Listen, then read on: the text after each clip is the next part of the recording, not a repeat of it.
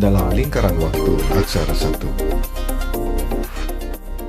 Yang menjadi poin penting dalam sebuah waktu atau tanggal Bali itu Kak Suta. Saya paling gampang cuman melihat sasih. Jadi istilahnya purnama dan bulan mati atau tilam. Jadi ada titik merah dan titik hitam.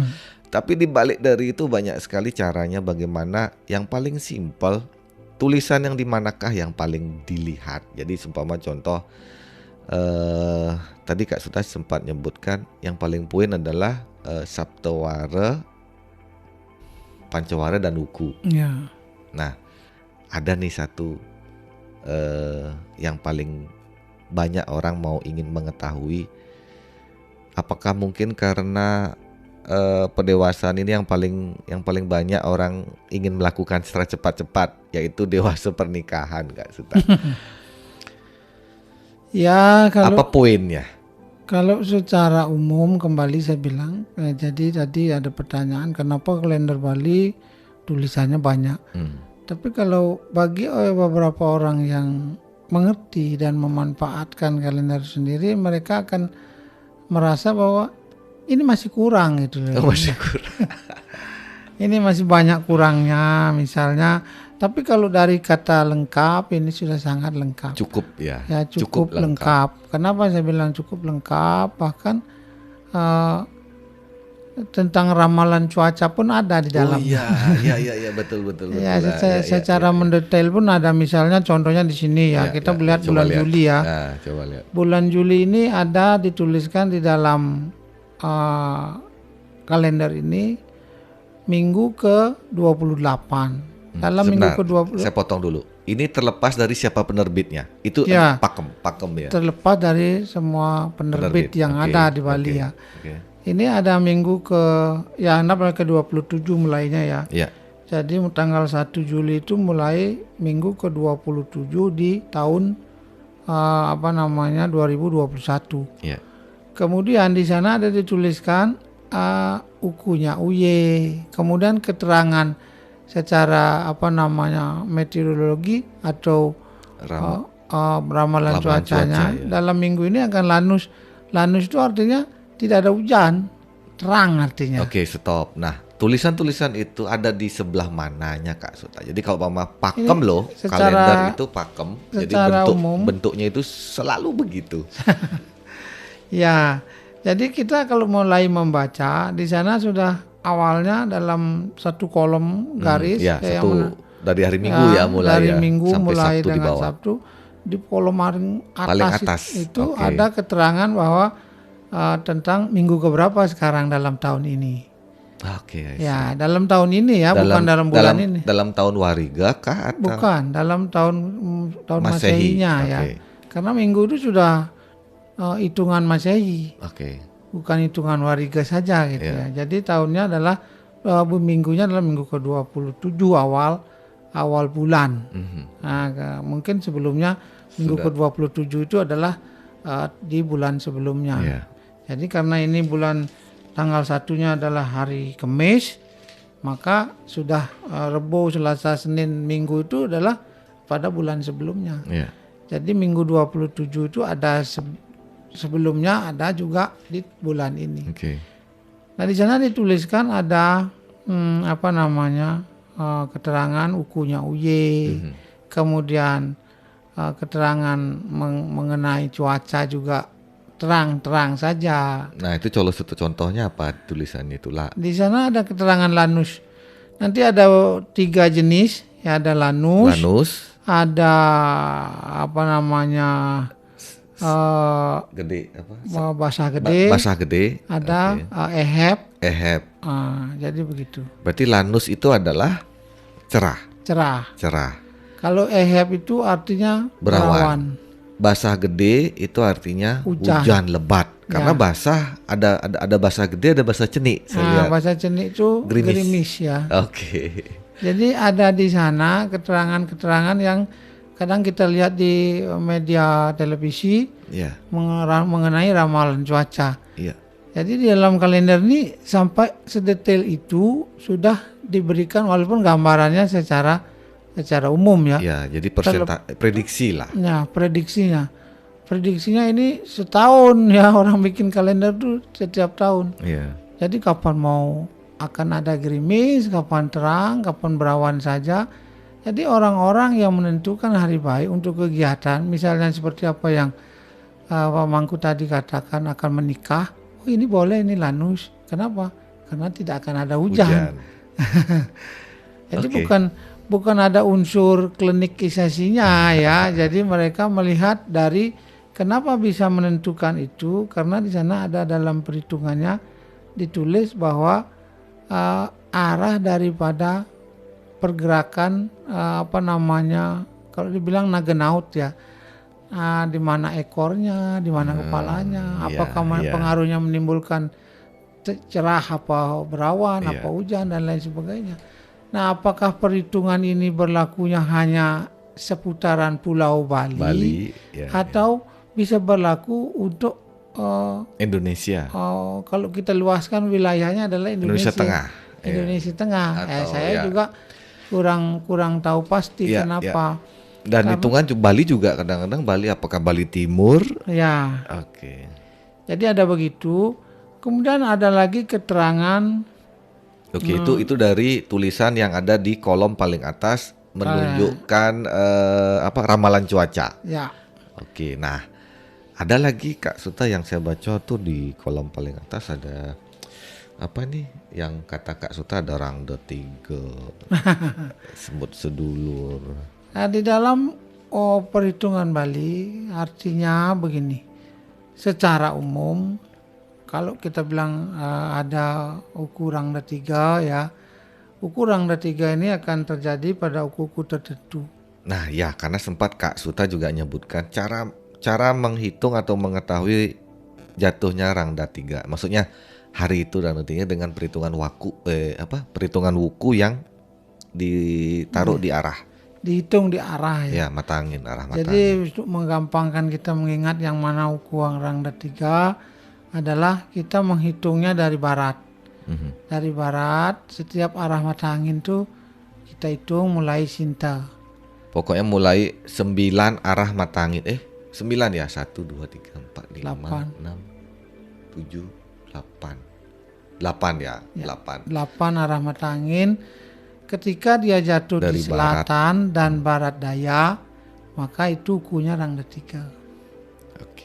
Ketika di selatan dan barat daya, maka ukunya akan rangda 3. Misalnya kita hitung dari barat. Pokoknya mulai dari barat ya, Sintanya itu dari barat. Ya, kalau tidak seperti itu, katakanlah uku nomor 7 dan 8 kelipatannya. Itu akan menjadi rangda 3.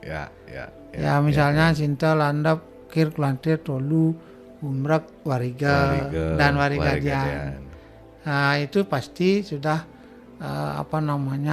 rangda 3. Nah, rangda 3 itu adalah artinya tidak boleh. Kalau di dalam bahasa ya, ini bahasa Kawi, bahasa lama, itu rondo, rangda atau jama dengan janda artinya.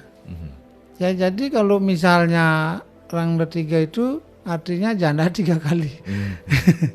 Maka untuk menentukan, misalnya orang menikah itu pada uku itu tidak dibolehkan. Sudah pakem. Sudah aturan. Ya. Bahkan itu sudah dijadikan ketentuan wajib oleh parum pendeta atau parum sulinggih di Bali. Kemudian ada lagi yang secara umum ya.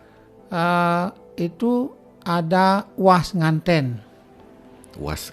Nah, kalau di dalam wariga Bali atau ada ekawara itu wariga ya. Ada sadwara nanti. Berarti was itu adalah sadwara. Ya, sadwara itu kita mulai dari Tungleh, Aryang, Urukung, Paniron, Was, Maulu. Jadi itu ada 6. Sadwara. Sat itu 6 ya. Ini dia. Nah, itu tadi tulisannya Tungleh, Aryang, Urukung, Paniron, Was, Maulu. Nah, maksudnya saya potong dulu. Was nganten. Biar tidak salah persepsi was nganten, nanti dicari tulisannya was nganten. Ada. Was nganten di atas itu nganten itu artinya apa? Maksudnya was yang dikawinkan Karena ketika UAS itu jatuh pada hari Minggu, maka pada hari Sabtu akan UAS lagi karena dia 6 hari ya. Berarti UAS nganten itu maksud Kak Suta itu adalah pembuka dan penutup di hari Sabtu Wara itu, di hari Minggu itu. Itu namanya UAS nganten. Pada dalam satu uku, misalnya ini ukunya perang bakat. Ya. Bukan, ukunya menail. Ya. Menail ini hari Minggunya adalah UAS. Kemudian hari Sabtu pasti UAS lagi. Jadi setiap dalam satu uku menail ini ada 2 UAS.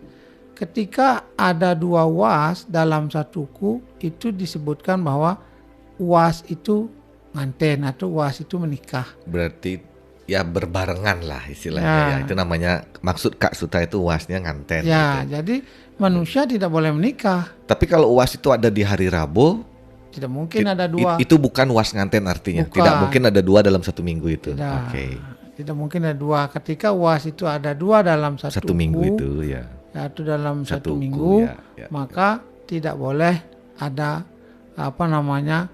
upacara pernikahan. Juga rangda 3 ya. Atau berarti dari hari Minggu sampai hari Sabtu itu tidak boleh. Tidak boleh. Atau di dalamnya, maksudnya hari Minggu boleh, hari Sabtu boleh, tapi Senin sampai Jumat tidak boleh. Jadi memang Minggu itu tidak boleh. Sebetulnya sesuai dengan Barum Sulinggih itu tidak boleh ya. Tetapi ada beberapa ketentuan di mana itu boleh saja dilaksanakan. Ketika misalnya ada beberapa sumber membenarkan atau membolehkan. Ketika Senin sampai dengan Jumat ini ada hari baik di dalam uku tersebut, maka ada istilahnya boleh di jam-jam tertentu dilaksanakan upacara. Nah, itu dia Kak Suta. Jadi saya juga bukan ngobrol-ngobrol lah santai dengan Sulinggih. Juga menyatakan hal yang sama. Dalam arti kalau secara perhitungan tadi yang Kak Suta sebutkan adalah bakunya wariga ya, kan sudah pakem, jadi dikatakan tidak boleh, tidak diizinkan untuk melaksanakan upacara menikah. Tapi ada juga dengan sumber-sumber yang lain dan sebagainya. Itu konteksnya kemana Kak Suta? Ya, kenapa kita bilang yang namanya kita mencari padewasan atau hari baik, tentunya kita harus mengikuti ketentuannya. Kenapa tidak dibolehkan? Tentunya ada alasannya. Pada zamannya, kenapa ketika mengadakan riset, mungkin orang pada zamannya setiap ada 2 UAS dalam satu uku atau dalam satu minggu, maka itu tidak berakibat baik atau mungkin ada pengaruh buruk terhadap perjalanan pernikahan seseorang, terutama yang berurusan dengan menikah. Kalau kegiatan lainnya tidak ada masalah, tetapi kalau urusan menikah, tentu hal ini istilahnya kalau di dalam bahasanya akan menjadi larangan. Hari-hari di mana tidak dibolehkan melangsungkan upacara pernikahan. Ada UAS nganten, ada Nah, tadi berarti balik lagi ke kita membahas topik sempat perhitungan pendewasaan nganten. Jadi pertama yang pantas ya, mungkin pantas dihindari rangda 3 itu ya. Rangda 3. Jadi udah gitu UAS itu adalah berada di hari Minggu. Dan pasti sudah berada di hari Sabtu. Apalagi Kak Suta, mungkin kalau secara simpel masyarakat melihat antara kalender. Jadi kita jangan ngomongin, jangan dulu menjelaskan secara perhitungannya. Ya kan, jadi istilahnya tadi sudah disebutkan kelipatan wariga di 7 dan 8 itu pasti rangda 3. Dan UAS nganten. Habis itu apalagi yang Kak Suta yang sering saya pernah dengar, jadi kalau orang mau bilang, wah setelah megatuakan baru boleh. Baru ada pendewasaan. Ya, biasanya kalau orang bilang kan ada di Bali itu, kalau istilah pendewasaan ini mulai dari sebelum uku galungan, ya, mungkin beberapa hari sebelum uku galungan itu sudah pendewasaan untuk menikah itu mungkin sudah bisa dikatakan tutup.